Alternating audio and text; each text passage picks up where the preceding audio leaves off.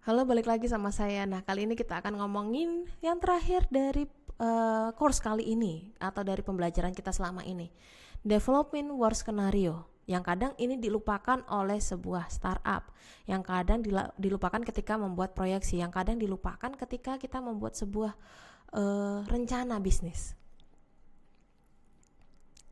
Nah, ketika kita membuat sebuah bisnis, ketika kita membuat sebuah rencana bisnis, ada kalanya kita melupakan hal yang paling penting, yaitu adalah worst scenario. Kita harus tahu dulu gimana nih plan kita sejelas apa, baru kita tahu nih kira-kira skenario terburuk kita apa. Karena skenario terburuk itu sangat penting dilakukan atau dipikirkan dengan matang-matang. Karena nanti takutnya ketika nanti kita menjalankan sebuah bisnis, terus tiba-tiba ada hal yang tidak diinginkan, ada hal-hal yang mungkin akan mempengaruhi bisnis kita udah siap. Karena dengan menyiapkan skenario terburuk itu akan membantu atau memaksa kita untuk berpikir lebih, apa sih yang harus kita siapkan, apa sih yang harus kita jaga-jaga, bagaimana sih strategi-strategi untuk menghadapi, bagaimana sih step-step yang harus kita siapkan. Karena kalau misalnya nggak siapin kayak gitu, otomatis nanti ketika dihadapkan dengan kondisi terburuk, kita nggak akan siap dan bisnis kita malah justru akan jatuh. Setidaknya ketika menyiapkan skenario-skenario terburuk ini, kita akan tahu, oh langkahku kayak gini, stepsku kayak gini, kita bisa menyelamatkan bisnis kita akan lebih baik lagi.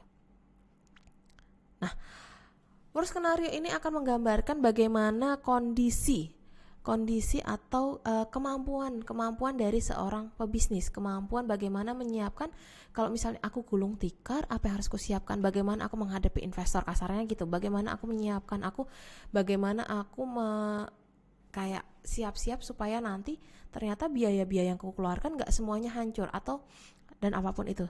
Di satu sisi, worst scenario itu nggak cuman kayak kondisi yang bikin bisnis kita hancur. Misal gini, ada yang namanya plan A, plan B, plan C. Itu adalah worst scenario juga. Misal kalian ada kaitannya dengan supplier. Kalian sebuah restoran, hanya ada suppliernya cuma ada satu. Tiba-tiba si supplier ini udah nggak jualan lagi. Berarti restoran kalian mati karena bahan baku semuanya diberikan oleh supplier A. Sedangkan worst scenario kita akan buat plan B gimana, plan C gimana. Yang artinya ketika nanti bisnis kalian berjalan terus supplier satu mati, kita masih ada 2 supplier lagi nih sebagai cadangan. Jadi worst scenario itu nggak cuman yang skenario yang bikin bisnis kita hancur, tapi lebih kepada bagaimana mempengaruhi kondisi atau berjalannya operasional itu juga penting. Nah, makanya dalam membuat sebuah projected income kita harus tahu dulu ada yang namanya dana darurat. Jadi kalau misalnya ada hal-hal yang tidak diinginkan, itu menjadi dana darurat digunakan untuk worst scenario kita. Intinya, worst scenario akan membantu kita apakah kita siap menghadapi sesuatu yang tidak diinginkan. Dan yang terakhir, kalau ketika ngomongin tentang worst scenario, kita akan tahu nih, kira-kira situasi apa sih yang mungkin akan menguntungkan dan tidak menguntungkan bagi kita. Kita akan tahu target-target kita seperti apa. Kita akan tahu kira-kira opsi-opsi mana sih yang bisa membuat, paling enggak ini better nih dari yang lain, ini lebih baik nih daripada yang lain. Itulah worst scenario. Makanya sangat penting bagi sebuah bisnis tidaknya tahu apa itu worst scenario.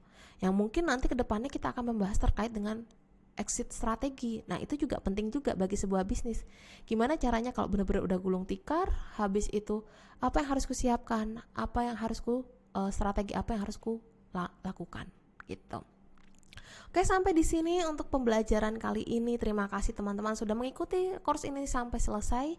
Kurangnya saya mohon maaf. Wassalamualaikum warahmatullahi wabarakatuh.